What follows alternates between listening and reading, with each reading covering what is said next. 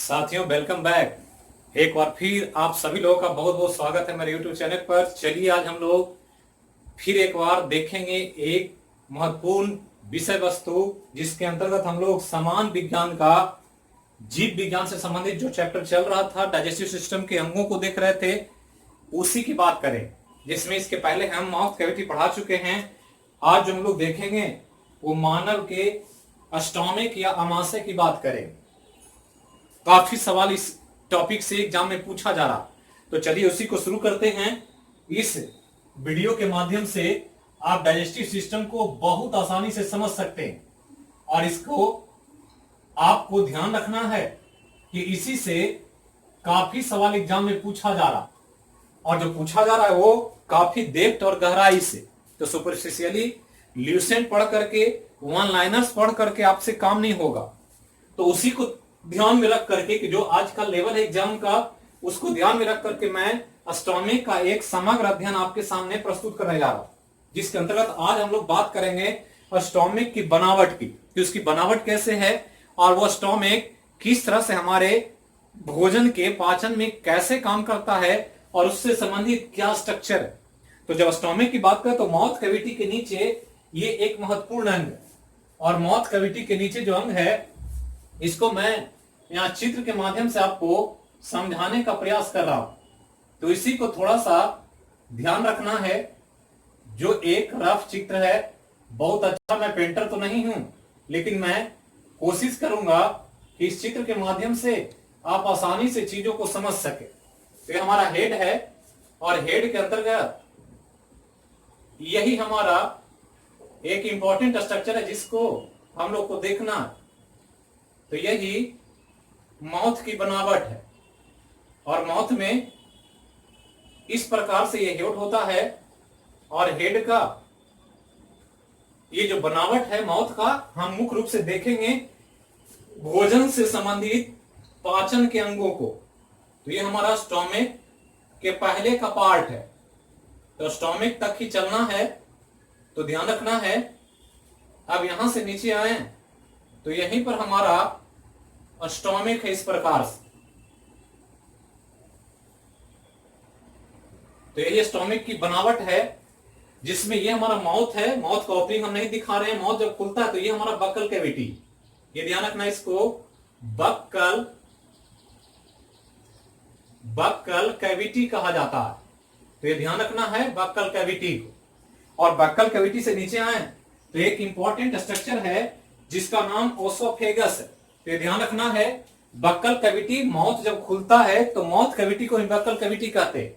और buccal cavity के नीचे आ जाएं तो यहां से एक स्ट्रक्चर नली है, ये यहां तक। तो ये ध्यान रखना है, यहां से यहां की नली, इसको ओसोफेगस कहा जाता है। तो ओसोफेगस है, नाम याद रखना आजकल, चूंकि स्ट्रक्चर से सवाल पूछा जा रहा। कैसे पूछा वो हम दिखाते हैं अभी कि कैसे सवाल पूछेगा। तो ये हमारा स्टोमक, तो यहां से यहां तक ये स्टोमक है। ये भोजन का माउथ कैविटी, माउथ कैविटी के नीचे गर्दन का पार्ट है, ये जिसको हम ओसोफेगस करें, ग्रसनी करें, नली है पतली सी, और यहां पर आकर एक वॉल्व है। और वॉल्व जो है बहुत इंपॉर्टेंट, एक ऊपर में और नीचे में। इस वॉल्व को यहां एक नाम दिया गया है जिसे कार्डियक स्फिंक्टर कहते हैं। तो ये ध्यान रखना है, ऊपर में जो स्ट्रक्चर है वो कार्डियक स्फिंक्टर, तो एक वॉल्व है, और एक नीचे में स्फिंक्टर है, ये भी वॉल्व के रूप में, जिसको पाइलोरिक स्फिंक्टर कहा जाता है। तो ये ध्यान रखना है, यही दो वॉल्व के बीच हमारा स्टोमक है। तो यहां से यहां का जो लोकेशन है, इसी को हम स्टोमक कह रहे हैं। मतलब कार्डियक स्फिंक्टर से लेकर पाइलोरिक स्फिंक्टर का जो लोकेशन है, इसी को स्टोमक कहा जाता है। तो स्टोमक, जिसको लोग स्टोमच भी पढ़ते हैं। तो इंग्लिश का अलग विडंबना है, इंग्लिश में किस चीज का प्रोनाउंसिएशन क्या होगा, उच्चारण क्या होगा, यह कहना मुश्किल है। अंग्रेजों ने अलग तरह से बनाया है। अंग्रेजी बहुत ही गरीब भाषा है, और वहां पर किसी चीज का सटीक कोई एक्सप्लेनेशन नहीं है, लेकिन यहां पर हम लोग प्रोनाउंसिएशन करते हैं स्टोमक। और स्टोमक को ध्यान रखना, हिंदी में आमाशय कहा जाता। तो ये पढ़ रहे हैं हम लोग अमाशय के बारे में ही। तो अमाशय क्या है इसको हम लोग समझें तो यही एक थैला है, ये माउथ हमारा बकल कैविटी, एसोफेगस, और एसोफेगस के नीचे कार्डियक स्फिंक्टर और ये स्टोमिक। अब स्टोमिक जो यहाँ है ये थैला है और पूरी तरह से मस्कुलर थैला, जिसको हम मुख्य रूप से 3 भाग में बांटते हैं। तो ये वाला पार्ट जो है ये है कार्डियक पार्ट, तो ये ध्यान रखना है, कार्डियक पार्ट कहा जाता है इसको। इसके बाद जो है मेन पार्ट ये बीच में, इसको फंडिक पार्ट कहते हैं, फंडिक पार्ट। और जो सबसे नीचे वाला पार्ट है इसको पाइलोरिक पार्ट कहा जाता। तो समझना ऐसे है कि एक पाइप है ऐसे, और ये पाइप माउथ से शुरू हुआ है और पाइप ऐसे आया है, ये पाइप बीच में फैला हुआ, और जो फैला हुआ सबसे बड़ा एरिया पाइप का है उसी को स्टोमिक कहते हैं।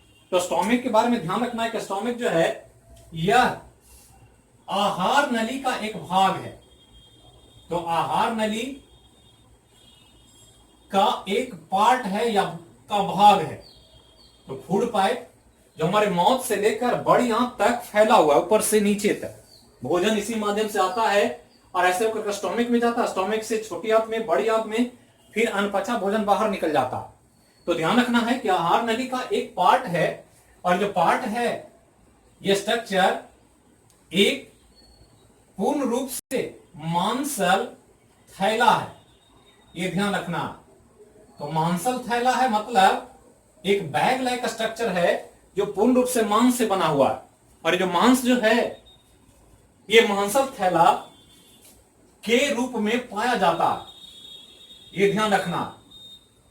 और ये जो पाया जाता है इसका निर्माण एक विशेष मांसपेशी से होता है, और उस मांसपेशी को आपको ध्यान रखना। और मांसपेशी जो है एक इंपॉर्टेंट मांसपेशी जिसको अनस्ट्राइट मसल या अनैच्छिक मसल्स कहते हैं। तो अनैच्छिक मांसपेशियों से बना हुआ एक थैला है। तो अनैच्छिक मांसपेशी क्या मतलब होता है, हम लोग पढ़े हैं टिश्यू चैप्टर जब पढ़ा रहे थे, तो वहां पर आपको अनैच्छिक मांसपेशियों के बारे में मैंने चर्चा किया था, और वहां पर बताया था कि ऐसी मांसपेशियां हमारे शरीर में कुछ होती है जो हमारे इच्छा के नियंत्रण में नहीं होती। इसलिए देखते होंगे कि भोजन को हम जब लेते हैं, ग्रहण करते हैं, तो माउथ तक हमारे कंट्रोल में होता। तो यहां पर ये हमारे कंट्रोल में है माउथ में, लेकिन जब एक बार निगल लिया और गर्दन से नीचे आ गया, तो गर्दन से जब नीचे आ जाएगा तो ये अब हमारे कंट्रोल के बाहर हो गया। अब यहां के बाद हमारा इच्छा इस पर नहीं है कि हम इस भोजन को कुछ कर सके। तो ध्यान रखना है अनैच्छिक मांसपेशियों से बना होता। तो ये ध्यान रखना है, कभी पूछ देगा तो बिल्कुल आपको ध्यान रखना है, क्योंकि मांसपेशियां हमने 3 तरह का पढ़ा है, और उसमें ये जो है अनैच्छिक मांसपेशियों से बना, मतलब हमारे इच्छा के नियंत्रण में काम नहीं करेगा। अब यहां ध्यान रखना है कि स्टोमिक वाला जो भाग है, यह भाग आहार नली का सबसे चौड़ा भाग है। ये पूछा एग्जाम में, तो ये ध्यान रखना है, कॉन्सेप्ट के आधार पर कुछ भी पूछा जा सकता है। आप बिल्कुल ध्यान दें और जो चीजें कॉन्सेप्चुअली आपको समझ में आए उससे कुछ कंक्लूजन निकालने का प्रयास करें, खुद से एनालिसिस करें कि कहां पर क्या हो रहा है। तो ध्यान रखना आहार नली का सबसे चौड़ा भाग स्टोमिक होता है, ये ध्यान रखना। इसके अलावा ध्यान रखना है कि इसी में रक्त वाहिनी के रूप में, रक्त वाहिनी ब्लड वेसल, और रक्त वाहिनी के रूप में, रक्त वाहिनी के रूप में आहार नली की सबसे बड़ी वाहिनी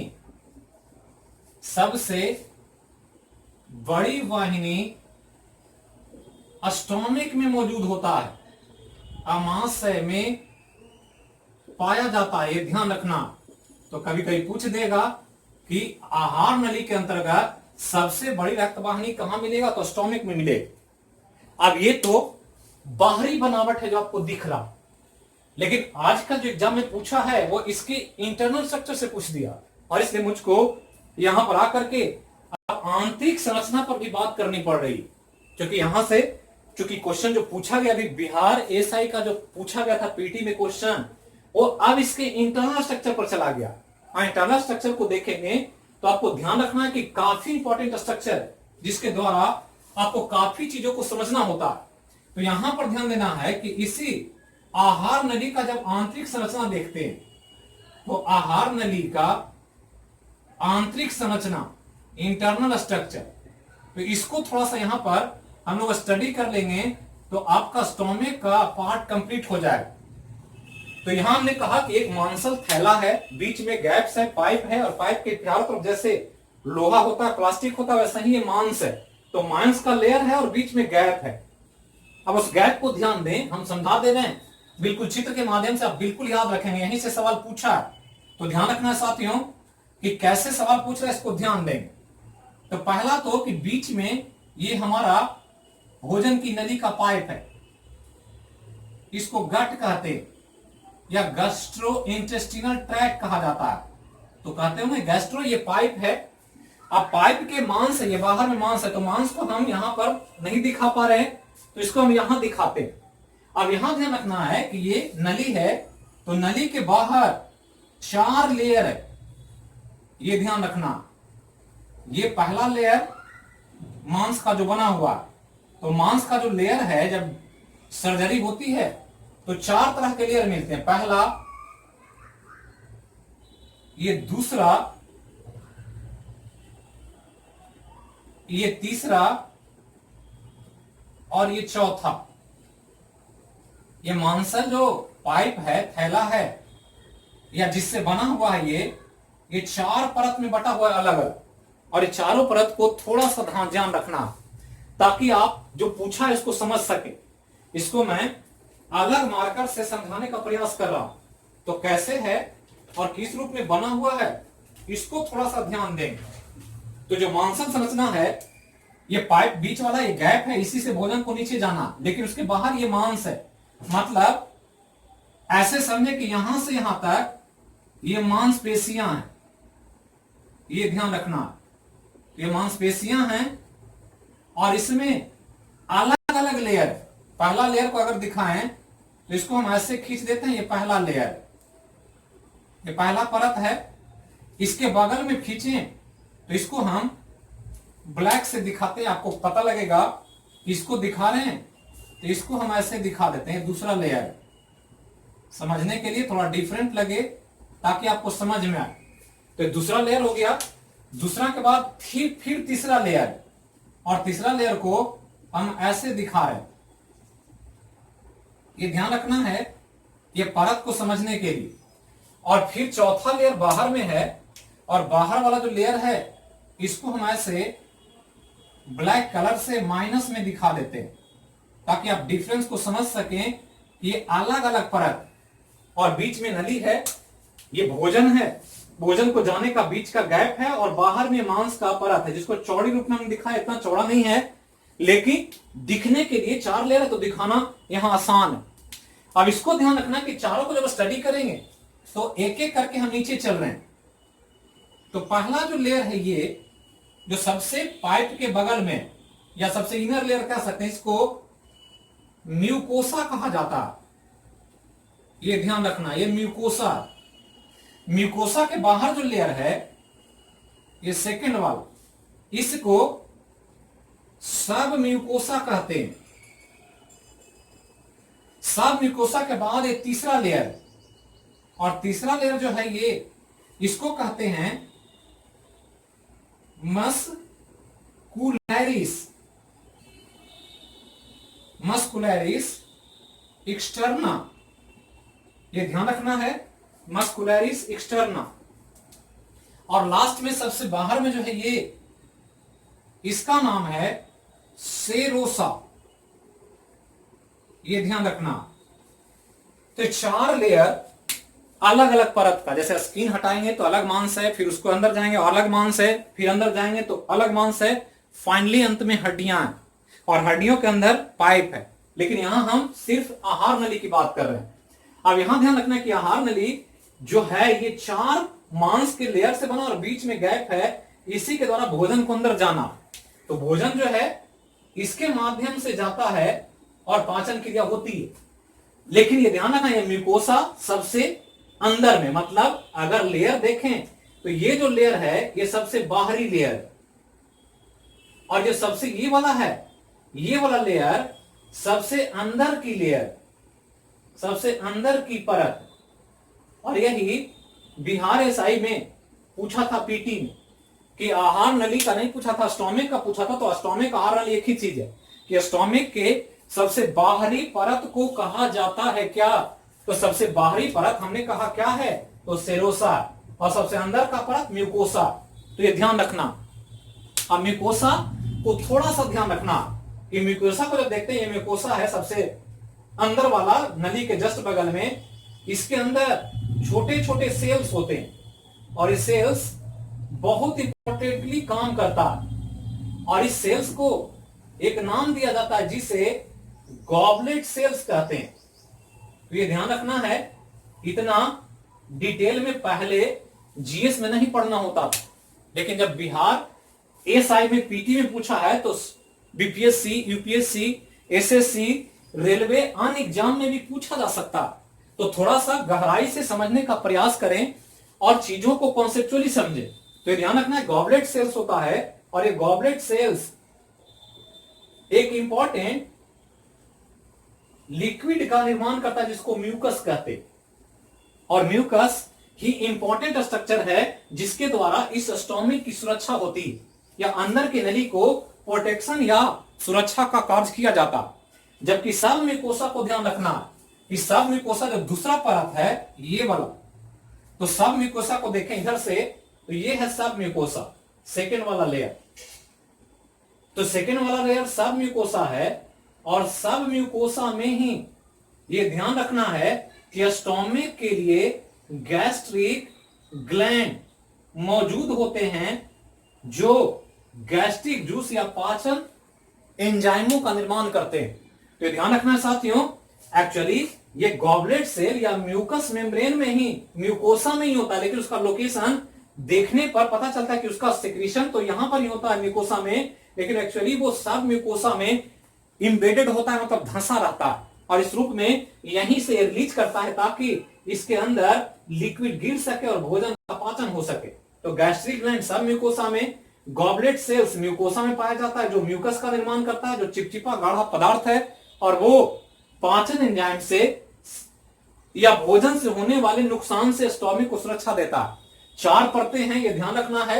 बाहर की परत, सबसे बाहर सेरोसा है, सबसे अंदर में म्यूकोसा, म्यूकोसा के बाद सब म्यूकोसा है, और सब म्यूकोसा के बाद मस्कुलरिस एक्सटर्ना है, और तब है सेरोसा। तो ये सबसे बाहरी है, ये ध्यान रखना है, ये सबसे बाहरी है, यही पूछा था। और ये जो है सबसे अंदर की परत है म्यूकोसा, तो ये ध्यान रखना है। अब यहां से आगे चलें तो यही चित्र है, इसको ध्यान दें। अब चित्र जो है एक्चुअली में हम लोग को इतना ही पढ़ना होता है, लेकिन हमने थोड़ा सा डिटेल में बताया ताकि आप चीजों को समझ सके, और कोई कंफ्यूजन और ऐसा क्वेश्चन पूछे तो आपको नहीं लगे कि आप बहुत टफ सवाल पूछ दिया जो हमसे नहीं बन रहा। साथियों, पहली बार देख रहे हैं तो वीडियो को जरूर सब्सक्राइब करें, चैनल को सब्सक्राइब करें, वीडियो को लाइक करें, और ज्यादा से ज्यादा लोगों को शेयर करें, क्योंकि हमने बार बार कहा है कि मैं वीडियो बना रहा हूं आप लोगों से जुड़ने के लिए, आप लोगों को ज्यादा से ज्यादा हेल्प हो सके इसके लिए। तो जब तक आप चैनल को सब्सक्राइब नहीं करेंगे तो हम लोगों के बीच या आपस में हमारा एक बॉन्डिंग नहीं बन पाएगा।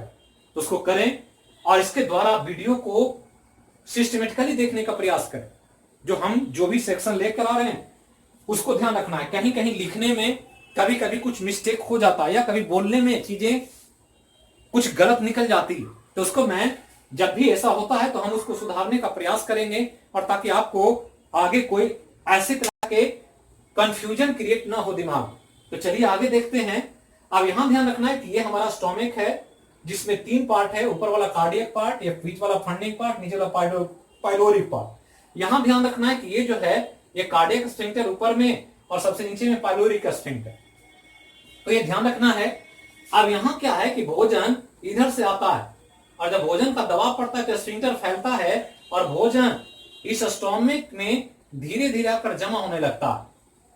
अब ये स्फिंक्टर जो नीचे पाइलोरिक स्फिंक्टर, ये भोजन को आगे नहीं बढ़ने देता है, क्योंकि यहां पर थोड़ा सा काम होना है ताकि भोजन का कार्य हो सके। यहां ये ध्यान रखना। अब यहां ध्यान देना है कि इस जो थैला है, ऐसे हमने बताया था भी, ये एक्चुअली में ऐसे यही मांस का टुकड़ा 4 परत में ऐसे बटा हुआ है। तो ऐसे ये 4 परतें हैं। इस प्रकार से अगर हम और एक बना दें तो ये 4 परत है ये, और 4 परत में ये डिवाइड है। अब इसी में हमने कहा कि ये वाला जो पार्ट है, ये जो पहला पार्ट है, ये वाला पार्ट म्यूकोसा। तो म्यूकोसा को ध्यान रखना है, इस पार्ट को जो सबसे अंदर में है इसका नाम म्यूकस मेम्ब्रेन है, म्यूकस मेम्ब्रेन। तो ये ध्यान रखना है म्यूकस मेम्ब्रेन को। और म्यूकस मेम्ब्रेन के नीचे हमने कहा सब म्यूकोसा, इसके बाद सब म्यूकोसा। और सब म्यूकोसा वाले पार्ट में यहां पर अगर इसको ऐसे दें तो यहीं पर कुछ ग्लैंड्स हैं ऐसे, और इसी ग्लैंड्स को गैस्ट्रिक ग्लैंड कहा जाता। और यही गैस्ट्रिक ग्लैंड भोजन के पाचन के लिए स्टोमिक में कुछ लिक्विड को पोर्ड करता है, मतलब रिलीज करता है, और लिक्विड को इसमें डालता है, और ये लिक्विड भोजन में जाकर मिक्सअप हो जाता। तो यही काम स्टोमिक के यहां होना। तो बकल कैविटी में भोजन था, वहां से चला, हमने भोजन को चबाया, निगला, ओसोफेगस ग्रसनी गर्दन से होते हुए यहाँ कार्डिक स्फिंक्टर पर दबाव दिया, खुला, और ये स्टोमिक में आ गया। और जब स्टोमिक में आ गया तो यहां पर जो स्टोमिक में काम होगा उसको थोड़ा सा ध्यान रखना। तो कार्य की बात करेंगे तो पहला कार्य तो है स्टोमिक में कि ये भोजन को संग्रह करता कुछ देर के लिए। तो भोजन को संग्रह करता। तो पहला काम तो यही है कि जो भोजन थाली में है वो हमारे निवाले के द्वारा धीरे धीरे करके स्टोमिक में चला है। पहला काम यही है। दूसरा काम है कि भोजन का यहां आंशिक पाचन होता है, पूर्ण पाचन नहीं। तो भोजन का आंशिक पाचन, आंशिक मतलब कुछ अंश पचेगा और कुछ अंश नहीं पचेगा, मतलब पूरी तरह से पाचन क्रिया कंप्लीट नहीं होगी, इनकम्प्लीट डाइजेशन होगा। इस रूप में ध्यान रखना है। कभी पूछ दे कि भोजन का आमाशय में जो होता है पाचन क्रिया, वो कैसी पाचन क्रिया, तो आंशिक है, पार्शियल, कुछ इनकम्प्लीट डाइजेशन का काम यहां होगा, ये ध्यान रखना। अब यहां ध्यान रखना है कि जो आंशिक पाचन होना है इसके लिए एक इंपॉर्टेंट लिक्विड चाहिए जिसका निर्माण इस ग्लैंड के होता है, जिसके द्वारा गैस्ट्रिक ग्लैंड को काम होता है। तो ध्यान रखना है कि आमाशय मांसपेशियों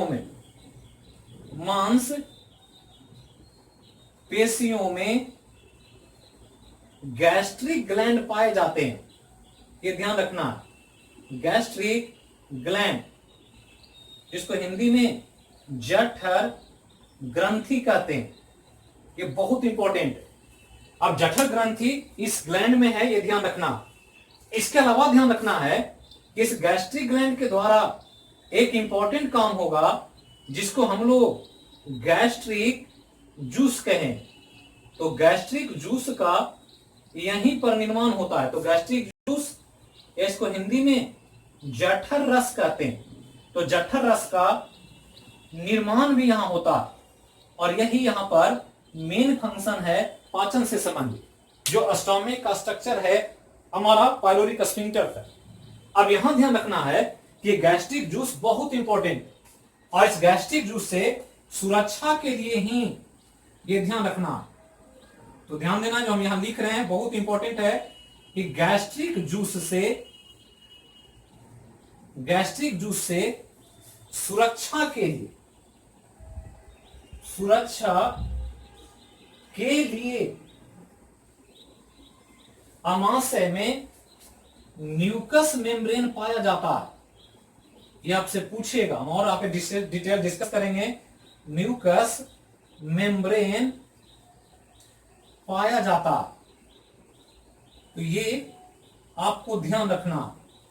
तो यही स्टोमिक के बनावट की बात और स्टोमिक के फंक्शन की बात। लेकिन फंक्शन यहाँ कंप्लीट नहीं होता। फंक्शन तो यही है, इस गैस्ट्रिक जूस का ज्ञान होगा और इस गैस्ट्रिक जूस से पाचन क्रिया कंप्लीट होगी। तो ये आपका स्टोमिक की बनावट और स्टोमिक का पार्ट। अब यहाँ जब पाचन क्रिया जो होना है कंप्लीट होगा तो ये पाइलोरिक स्फिंक्टर खुलेगा और ये भोजन आगे चला जाएगा स्टोमिक से स्मॉल इंटेस्टाइन।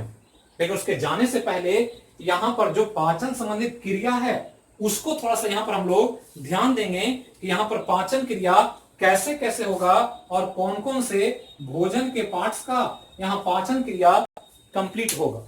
तो इसको यहाँ पर आप इस स्ट्रक्चर को ध्यान रखेंगे। आजकल चित्र से या स्ट्रक्चर से सवाल पूछा जा रहा, तो वीडियो को जरूर सिस्टमेटिकली देखें, ज्यादा से ज्यादा लोगों को शेयर करें, चैनल को सब्सक्राइब करें और प्लेलिस्ट में जाकर सब्जेक्ट वाइज आप सिस्टमेटिकली जैसे जैसे दिया गया है नंबर के आधार पर ऑर्डर सीरीज में उसको पढ़ने का प्रयास करें। तो इसको आज इतना ही, फिर मिलेंगे अगले वीडियो में अगले विषय के साथ। तब तक के लिए जहां रहें स्वस्थ रहें, सुरक्षित रहें, हमारी शुभकामनाएं आपके साथ है। पढ़ाई अच्छे से करें, निरंतरता बनाए रखें, कंटिन्यूटी बहुत इंपॉर्टेंट है।